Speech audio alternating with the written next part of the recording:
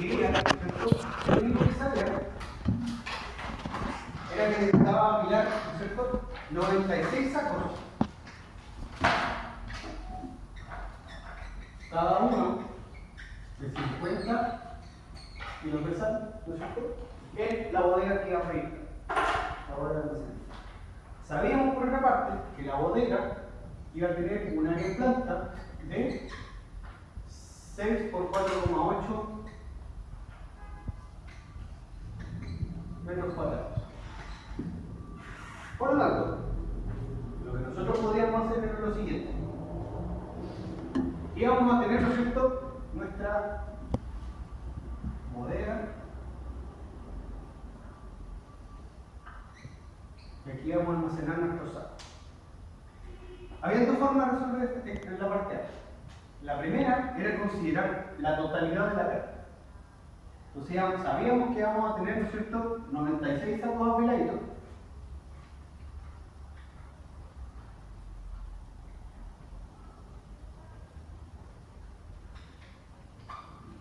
Distribuidos en 6 por 4,8 metros, ¿no es cierto?, por lo tanto, la parte A la podríamos resolver de dos formas. Primero, calculamos los 96 sacos y los multiplicamos por 50 kilos. 96 sacos por 50 kilogramos. Y lo dividíamos por el área en planta del alquillo. 6 por 4,8 metros cuadrados. Y esto nos da un valor de 6 por 50 dividido en 6 por 4,8 de 167 kilos por metro cuadrado. Otra forma de resolver esto era lo siguiente. Lo único que sabía el dueño de la fábrica era que él necesitaba apilar máximo 3 sacos de sal en vertical hacia acá. Por lo tanto, si yo esto lo veo en planta, nuestros sacos de sal iban a estar máximo apilados así, sobre nuestro alquillo.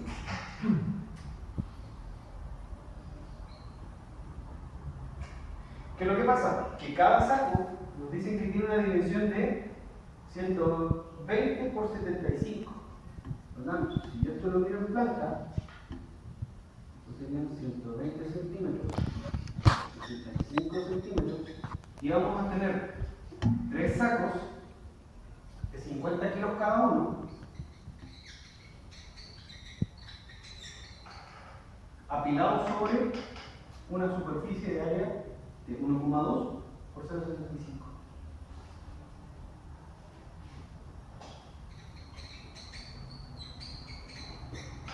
Por lo tanto, la otra forma de calcularlo era 50 por 3 dividido en 1,2 por 0,75. Y vamos a la misma carga.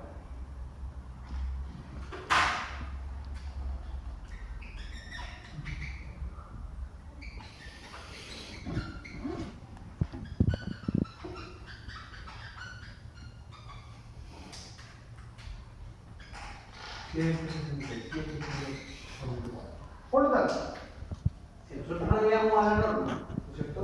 La norma de la norma lo que nos dice es que para bodegas de almacenaje de cargas no industriales, ¿no es cierto?, tenemos que considerar la carga de bodega, ¿no? Ah, no, esto es lo que nos queda el problema. Esto es lo que nos queda el problema.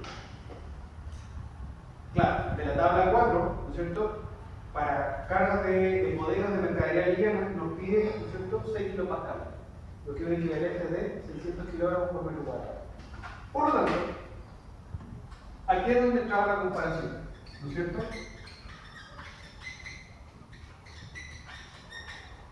¿Por qué?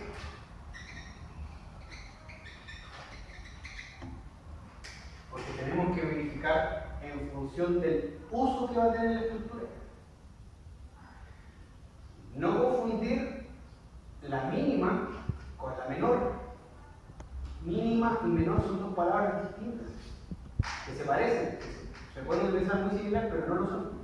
Entonces nosotros tenemos que considerar la sobrecarga mínima. Y la sobrecarga mínima te la da la norma en función de la finalidad del constructor. En este caso, ¿no es cierto? La sobrecarga mínima, ¿cierto? Tenía que ser los 600 kilos por metro cuadrado.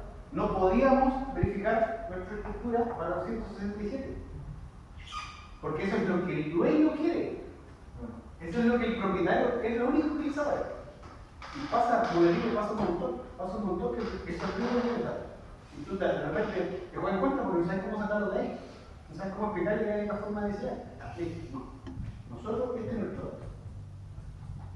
¿Qué hubiese pasado si, por ejemplo, pongo un caso? La condición que nos esté imponiendo el dueño del propietario hubiese dado 650 kilos por metro cuadrado. ¿Con cuál me quedo?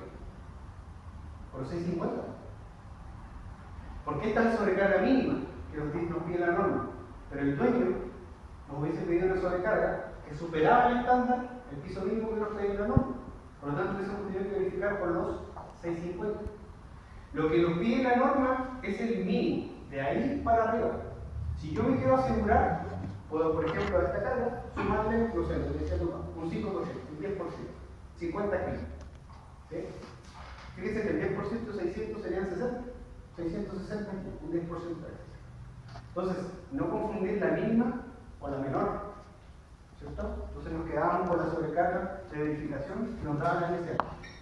Entonces, la carga de diseño eran los 600 kilos por metro cuadrado.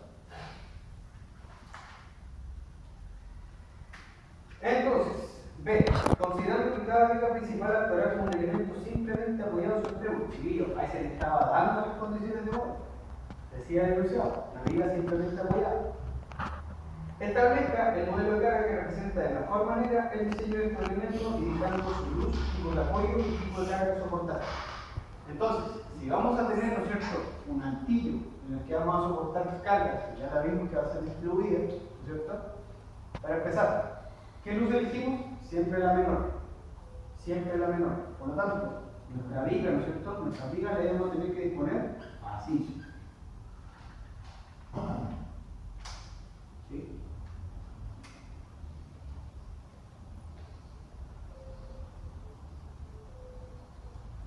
Ahí no estamos. Con una luz entonces de 4,8. Y ya nos estaba diciendo el enunciado que nuestra viga no tiene que ser simplemente apoyada. De otra forma, volviendo al tema de la clase anterior, ¿por qué simplemente apoyada? Porque es un altillo. El altillo, por definición, no tiene nada hacia afuera. Y aquí hacia afuera hay un vacío. Entonces no hay nada que restrinja el giro en este sentido.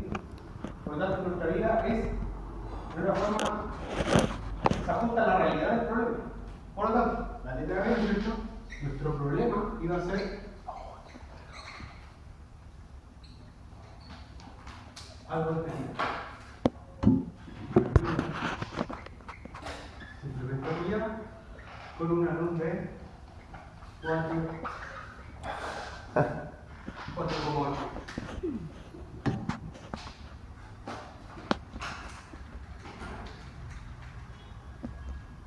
C. En función de la respuesta dada en el punto anterior y considerando que adicional al peso propio de las vigas, el entramado anual en su conjunto genera un peso de 50 kg por metro cuadrado, calcule la carga total que tributará cada viga principal. Entonces, nuevamente